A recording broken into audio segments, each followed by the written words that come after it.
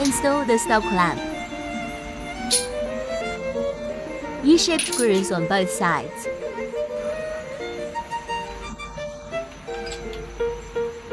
Fix the stop clamp.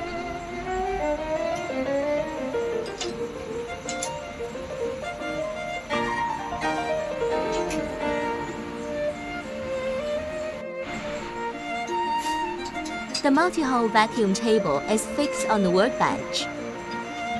There is a differential pressure valve inside each suction hole. Therefore, each suction hole works independently. The suction holes are protected by stainless steel filters. There is a layer of sealing silicone on the surface. Install replaceable aluminum alloy perforated plate.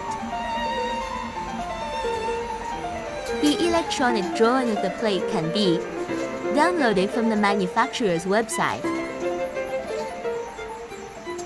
Through M4*14 stainless steel screws. Fix the replaceable plate on top of the vacuum table.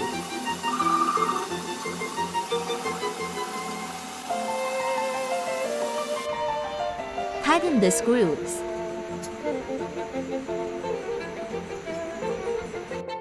Use a centering rod to measure the center position of the vacuum table. Replaceable plates are often not flat enough. Installing the face milling pattern. Milling of the upper surface of the replaceable plate.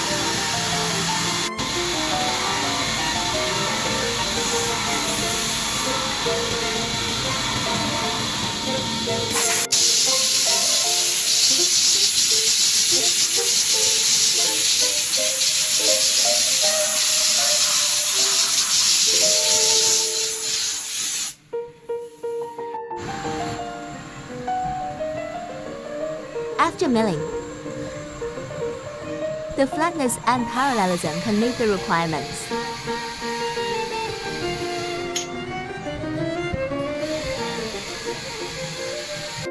Demonstration of processing hollow bakelite workpieces. Dimension 200mm*, 300mm*, for millimeters. No need to install sealing cord. The bakelite is placed directly on the surface of the vacuum table. The three switches are turned on one by one, quickly. The bakelite is held in place by the pressure created by the air pressure difference. Oh! Sorry? Forgot to check whether it is firmly attached.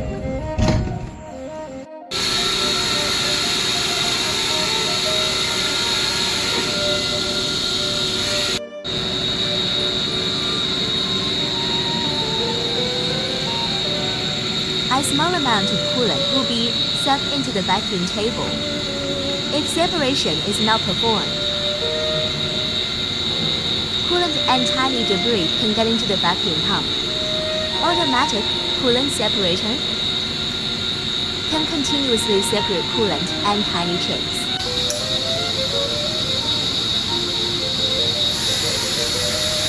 No pressure drop during discharge. Each vacuum table needs to be equipped with a coolant separator. Drilling and milling completed.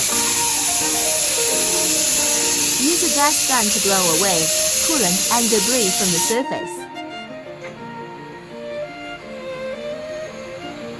Switch off one by one. The workpiece is easily removed.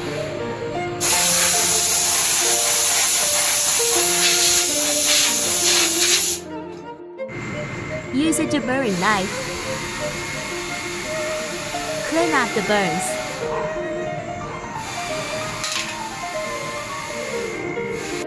After using the multi-hole vacuum table every day, the vacuum table needs to be cleaned. Turn the three switches to the half open position. Get a bucket of water. Pour on the surface of the vacuum table.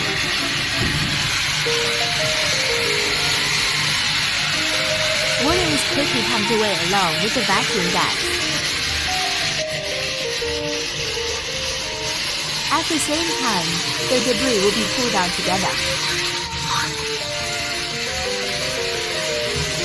Repeatedly sprinkle water several times.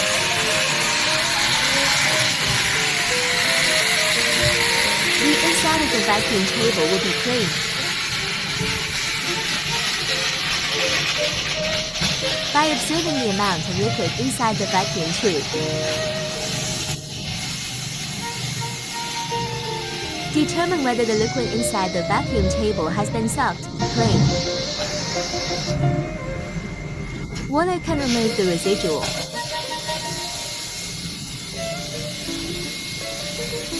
The tiny debris is completely carried out.